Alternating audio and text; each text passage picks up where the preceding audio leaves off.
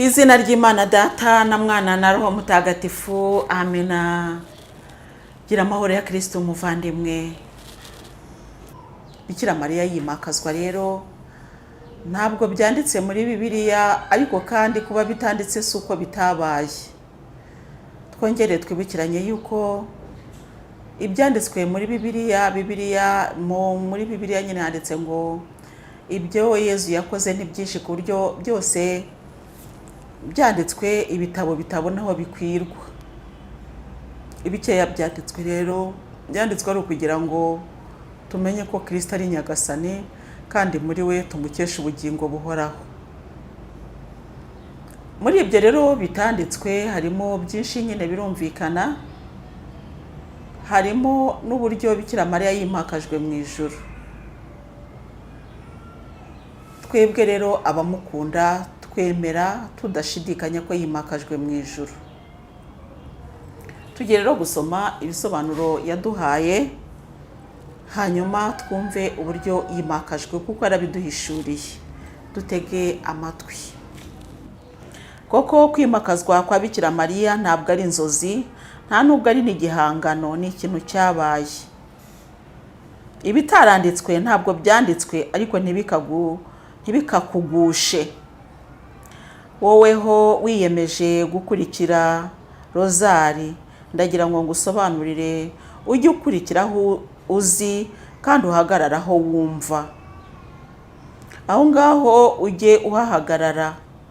Ubwamikazi bwanjye ntabwo ari ubwamikazi ninginga, uwo ni Bikira Mariya utubwira. Ntabwo ari ubwamikazi nshakishiriza ku isi, ni ubwamikazi nahawe kubera kwihangana, kubera kumvira, kubera kwitonda. Nawe niwitonda uzagororerwa.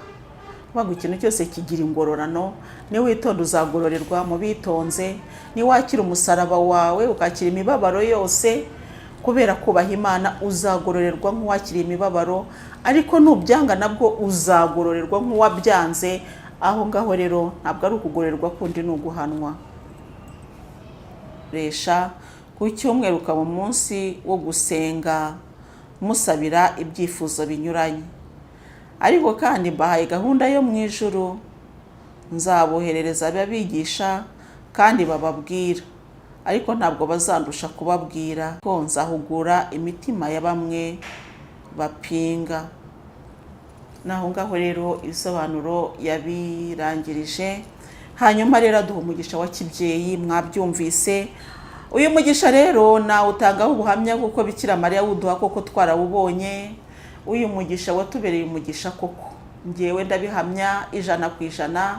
N'abantu twagiye dusengana n'uyu munsi baravuga bati umugisha uracyaduherekeje, kandi koko pe uyu mugisha waraduherekeje, utunyuza ahantu hakomeye. Uyu mugisha watubereye umugisha koko. Uyu mubyeyi w'Imana ntabwo abeshya pe, ntabwo abeshya. Ngewe reka mbabwire bavandimwe, nta muntu nsaba ngo anyishyure kubera ko navuze ubutumwa bw'Imana, oya. Ariko ndababwira ngo nimubibona mukabyumva, muzajye rwose mubifata nk'ibitari ibikino. Ntabwo mbabeshya, Bikira Mariya ni umubyeyi mwiza. Ndashishikariza rero buri wese kugerageza kumva ubwiza bwa Bikira Mariya. Utabyumva bisengere. Yewe niyo umuntu ambwira ati mama ruwize ko ngo we buse mbigenze nte mfatiriye sengesho, navuga nifata rozari kuko niyo izagusobanurira byose. Gira amahoro ya Kristo rero muvandimwe, tuzakomeza tuganire, ibiganiro biracyahari. Ku izina ry'Imana Data na Mwana na Roho Mutagatifu, amina.